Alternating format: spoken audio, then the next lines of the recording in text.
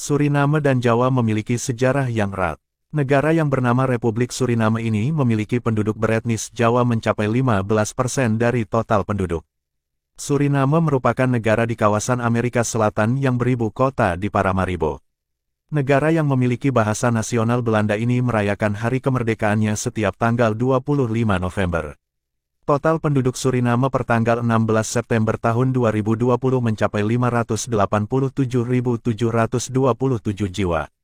Komposisi agama yang dianut rinciannya adalah Hindu 27,4%, Protestan 25,2%, Katolik Roma 22,8%, Islam 19,6%, termasuk Javanisme dan animisme yang diakui pemerintah.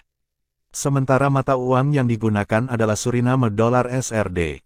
Kemudian, etnis suku antara lain adalah Hindustan 37%, Creole 31%, Jawa 15%, Marons 10%, Amerindian 2%, China 2%, bangsa kulit putih 1%, dan lainnya 2%. Dirangkum dari laman resmi Kementerian Luar Negeri RI, wilayah Suriname mulai dikenal sejak abad ke-15, ketika bangsa-bangsa Eropa berlomba menguasai Guyana, suatu dataran luas yang terletak di antara Samudera Atlantik, Sungai Amazone, Rio Negro, Kesikier dan Orinoco. Dataran tersebut awalnya oleh para ahli kartografi diberi nama Guyana Caribania. Guyana berarti dataran luas yang dialiri banyak sungai, dan Caribania dari kata carib nama penduduk asli yang pertama kali mendiami dataran tersebut. Dalam legenda El Dorado, Guyana digambarkan sebagai wilayah yang kaya kandungan emas, yang mendorong orang-orang Eropa untuk bersaing menguasai kawasan itu. Pada 1449 pelaut Spanyol, Alonso de Ojeda dan Juan de la Cosa berlayar menyusuri pantai timur Laut Amerika Selatan, dan Guyana berhasil dikuasai atas nama Raja Spanyol. Selama abad ke-16 dan 17, Guyana silih berganti dikuasai Spanyol, Belanda, Inggris, Prancis, dan Portugal. Akibatnya, wilayah Guyana terbagi menjadi 5 bagian, yaitu Guyana Espanola bagian dari Venezuela sekarang, Inglesa Guyana sekarang, Hollandesa Suriname, Francesa Cayenne, dan Portuguesa bagian dari wilayah Brasil. Tahun 1651 Suriname direbut Inggris, sampai saat penandatanganan Perjanjian Perdamaian Breda tahun 1667.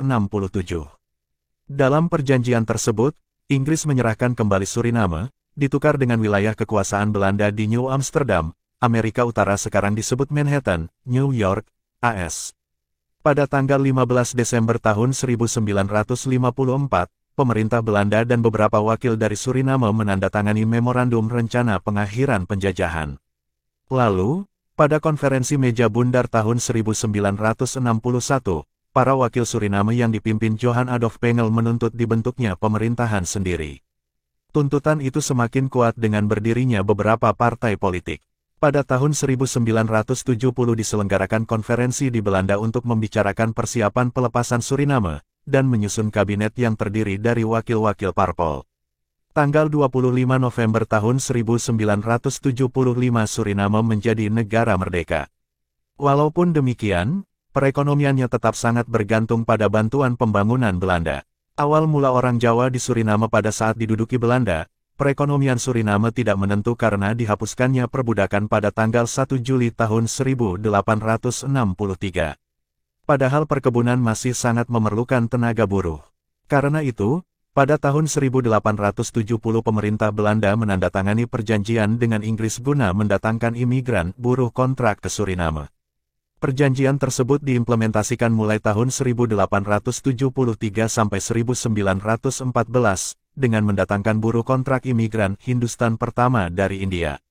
Gelombang berikutnya adalah para imigran dari Jawa pada tanggal 9 Agustus tahun 1890. Mereka dipekerjakan sebagai buruh murah di perkebunan.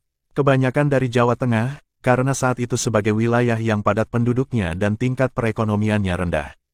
Kelompok imigran Indonesia pertama berjumlah 94 orang tiba di Suriname pada tanggal 9 Agustus tahun 1890. Kelompok ini direkrut oleh The Nederlandse Handelsmaatschappij untuk dipekerjakan di perkebunan tebu dan perusahaan gula Marienburg. 4 tahun kemudian, tepatnya 1894 perusahaan yang sama mendatangkan lagi imigran gelombang kedua berjumlah 582 orang Jawa. Mulai tahun 1897 kedatangan para imigran dari Indonesia ini dikelola langsung oleh pemerintah Hindia Belanda. Dari tahun 1890 hingga 1939, jumlah imigran Indonesia asal Jawa tersebut mencapai 32.956 orang dengan menggunakan 34 kali pengangkutan. Imigran keturunan Jawa ini bekerja sebagai buruh perkebunan Belanda berdasarkan sistem kontrak. Berdasarkan perjanjian yang ada, para buruh Jawa tersebut memiliki hak untuk kembali ke negara asalnya repatriasi bila mana telah habis masa kontraknya. Dalam periode tahun-tahun 1890 sampai tahun 1939, tercatat 8.120 orang yang telah kembali ke tanah air. Pada tahun 1947, terjadi lagi gelombang repatriasi tercatat 1.700 orang. Repatriasi massal terakhir pada 1954, ketika sekitar 1.000 orang Jawa meninggalkan Suriname untuk kembali ke Indonesia. Sebagian besar para imigran Jawa ternyata memilih tetap tinggal di Suriname walaupun hubungan kontrak mereka dengan pemilik perkebunan telah berakhir. Mereka tetap tinggal dan bekerja di perkebunan itu sebagai pekerja bebas. Bagi mereka, bekerja di perkebunan bukanlah merupakan sesuatu yang baru.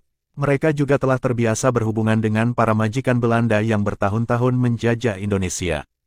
Kondisi seperti itu merupakan faktor pendorong para keturunan Jawa untuk bertahan. Mereka tidak terpengaruh oleh buruh India yang pada umumnya meninggalkan pekerjaan mereka segera setelah masa kontraknya habis. Namun, ketika masa kejayaan perkebunan tebu mulai merosot, banyak orang Jawa di Suriname yang beralih profesi menjadi buruh industri. Mereka berpindah ke pusat-pusat pertambangan bauksit seperti Mungo, Paranam dan Biliton.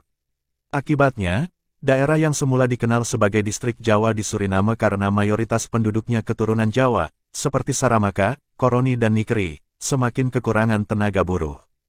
Seiring berjalannya waktu, orang Jawa yang bertahan di Suriname bukan hanya jadi buruh melainkan juga jadi politisi bahkan menteri. Menjelang proklamasi kemerdekaan Suriname pada tahun 1975, banyak orang Jawa ikut ambil bagian dalam migrasi massal ke Belanda. Sekitar 15.000 orang Suriname pindah ke Belanda karena khawatir terhadap kemungkinan dominasi dan penindasan politis oleh golongan Kreol Afro Suriname.